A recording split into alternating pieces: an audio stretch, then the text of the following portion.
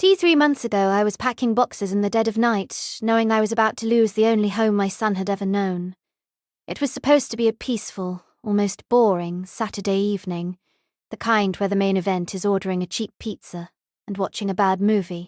Instead, I was standing in my small living room, staring at an official-looking document that claimed my rent was about to triple. And what I did next, what I exposed, didn't just save my home, it brought an entire network of greed and betrayal crashing down. I'll never forget the cold dread that settled in my stomach when I first saw the notice. It wasn't just the number, the shocking, unaffordable $5,000 he was demanding for a 2-bedroom apartment that had been $1,600 for 5 years. It was the handwriting, the smug, sloppy scrawl of my landlord, Mr. Henderson, on the envelope. He hadn't bothered to use a printer. He knew what he was doing was dirty, and he was too arrogant to cover his tracks. I should have known something was wrong the moment Mr. Henderson bought the building 9 months prior. He rolled into the neighborhood in a pristine black SUV, a walking advertisement for cheap, toxic ambition. The first thing he did was replace the lovely elderly caretaker, Mrs. Chavez, with a silent, menacing man who mostly just stood in the parking lot and smoked. The peace within the ordinary had already been ruptured, but I hadn't realized how deep the rot went.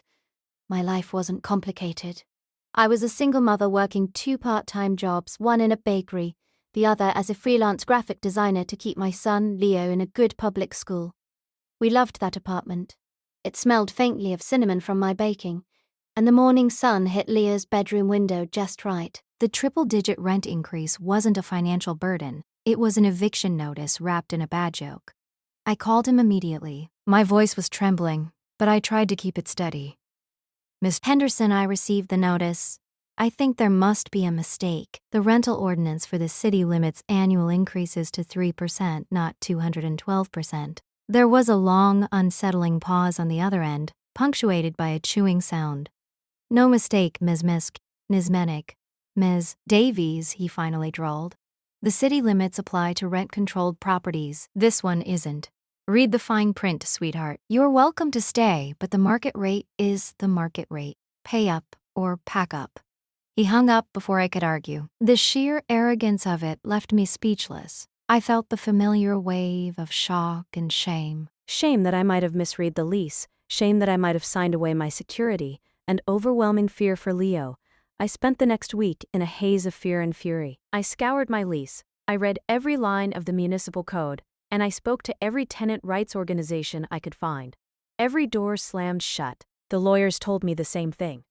If the unit wasn't officially registered as rent-controlled, Henderson was within his legal rights, however predatory. The only way to fight it was to prove the building should have been registered as rent-controlled, and that, they said, was impossible without access to his private records. Leo, my sweet, quiet 8-year-old, sensed the tension. He kept hugging me too tightly, asking if we were moving far away from his school. His fear fueled my anger, turning it into cold, sharp determination. I wasn't going to let this man who smelled like expensive cologne and cheap deceit steal our stability. The escalation began quietly. I started talking to my neighbors. Rodriguez on the first floor, a sweet retired nurse, had received a similar, though slightly smaller, increase. Mr. Setti's Chen across the hall, a father of 3, had gotten a notice telling him his lease would not be renewed at all unless he agreed to an unwritten, cash-only security fee. It hit me then. Henderson wasn't just raising the rent on me. He was using a calculated strategy of financial terrorism to force out the long-term tenants who paid lower rates, so he could bring in new, wealthier renters. He was weaponizing the lack of rent control documentation. I remembered something Mrs. Chavez, the old caretaker, had told me during the brief overlap before she was let go. She had lived in the building for 30 years, and she had mentioned offhand how her former boss, the original owner, used to obsessively keep the building's registration in order. It was always Unit 1A, Unit 2B, all on the list, she'd said. He was very careful. But the official city registry, the one I had accessed online, listed only a handful of units as rent-controlled, and mine wasn't one of them.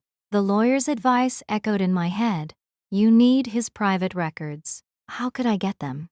I didn't know. I was running out of time. My deadline to either pay the extortionate new rent or vacate was rapidly approaching. The stress was physically draining. I was surviving on burnt toast and 2 hours of fractured sleep. Then, one Tuesday, I had my first breakthrough, a classic example of child innocence revealing adult corruption. Leo lost his favorite little metal construction truck in the communal laundry room. I went down to look for it, but the room was locked. I saw Mr. Henderson's assistant, a nervous, constantly sweating young man named Kyle, leaving the building's small basement storage closet, the one marked staff only. Kyle was hurrying, looking over his shoulder, clearly upset. As he rounded the corner, a large, thick manila envelope slipped out from under his arm. He didn't notice. He was too busy fiddling with his phone. My heart hammered against my ribs. I picked it up. It was heavy, sealed with cheap packaging tape, and covered in messy, faded stickers. I almost put it back, almost followed the rules, but the image of Leo's worried face flashed in my mind. I pocketed the envelope and practically ran up the stairs. Inside my apartment, I ripped the seal.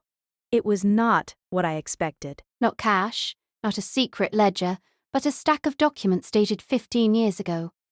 They were official, government-stamped forms, the original rent control registration papers for the building. They were yellowed, stapled together, and signed by the original owner. And there it was, right on the list, clearly and unmistakably. Unit 2C, Maria Davies. Every single unit was listed. It wasn't that the building wasn't registered. It was that Henderson, or someone working for him, had purposely removed the original registration papers from the public file and only submitted a partial, misleading list to the city, creating a legal loophole big enough to drive his black SUV through. The lawyers hadn't been looking for new registration. They had been looking for evidence of the old one. This wasn't just predatory rent hiking. This was fraud. The climax had arrived, but it wasn't going to be a loud, messy fight. It was going to be an administrative execution. I had the documents, and they were irrefutable. But I wasn't going to give them to a lawyer who would drag this out for a year. Henderson wanted to use the city council's bureaucracy to terrorize tenants. Fine. I would use the city council's process to publicly expose his betrayal. I spent the next 2 days scanning, cross-referencing, and documenting everything. I found the public city council meeting schedule and saw there was a zoning and housing committee meeting scheduled for that Thursday. When I walked into the council chambers, I was terrified. The room was sterile and intimidating. Mr. Fest, the focused, to his day. Henderson was already there, impeccably dressed, chatting easily with a council member. He spotted me and gave a thin, patronizing smile, the kind that says, "Look at the little person trying to fight the inevitable." When my name was called, I walked to the podium. My hands were shaking so badly I had to grip the sides of the stand. I didn't start with anger. I started with the facts, delivered in a clear, measured voice. Council members, my name is Maria Davies, and I am here today because my landlord, Mr. Seven DeSo, Robert Henderson, is attempting to illegally evict me from my home by tripling my rent from $1,600 to $5,000. I watched Henderson's face tighten. I continued, explaining the limited 3% ordinance and his claim that the building wasn't registered. Mr. Henderson, like many unscrupulous landlords, claims the building is not rent-controlled. What he didn't tell you or the city is that the building was fully registered for 30 years until he acquired it. He simply decided to pocket the original registration documents and submit an incomplete, fraudulent ledger to your department.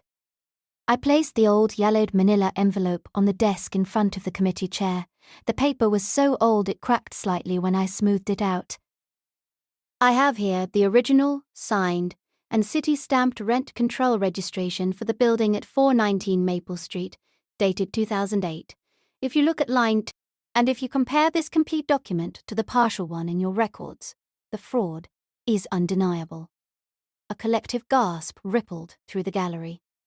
Henderson, who had been leaning back in his chair with casual confidence, suddenly sat bolt upright, his face the color of spoiled milk. He tried to interrupt, sputtering, "That document is fraudulent, an obvious forgery.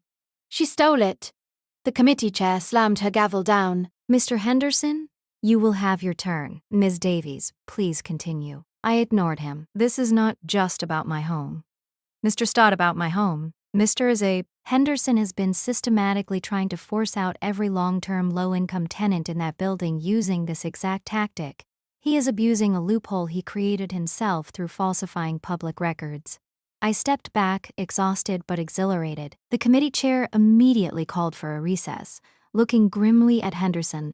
The whole atmosphere in the room shifted from procedural boredom to high-stakes courtroom drama. The next few hours were a dizzying whirlwind of angry whispers, frantic phone calls from Henderson and his hastily summoned lawyer, and city officials pulling files. But the aftershock was the most profound part. The city council didn't just validate the document. They immediately launched a full investigation into Henderson's portfolio of properties. The news broke that evening on the local channels. The story wasn't, "Woman complains about rent." It was, "Major landlord caught in documentation fraud, faces criminal charges." The next morning, I woke up to an incessantly buzzing phone. It wasn't the press. It wasn't the city. It was the other tenants from my building, all texting and calling in a flood of disbelief and relief. "Maria, is it true? He can't raise the rent? You actually did it, Maria." He gave me an eviction notice last week. I had saved myself, but I hadn't realized that the moment I publicly exposed the truth, I had become a lightning rod for everyone else suffering under his hand. The following day, I got the first calls from people I didn't know, tenants from Henderson's 15 other properties across the city. Each one had a similar story: illegal fees, suspiciously high increases, or eviction notices based on phantom paperwork problems. The number kept climbing, -5, then 10, then 20. By the end of the week, I was receiving calls from over 50 other tenants who wanted to join a class action lawsuit against him. They didn't just want their rent stabilized. They wanted something deeper. They wanted their dignity back. The resolution was swift and satisfying. Within a month, Mr. Henderson was facing multiple counts of civil and potentially criminal fraud. The city froze his ability to sell or develop any of his properties until the investigation was complete, effectively neutralizing his power. My $1,600 rent was officially restored, and I became the de facto tenant association leader, a role I never asked for but embraced fiercely. The building is quieter now. The terrifying smoking guard is gone. We, the tenants, have a voice, and more importantly, the documentation to back it up. Mr. Henderson thought he could humiliate me into poverty. He thought I was just another number, another easy target to squeeze out of a prime location.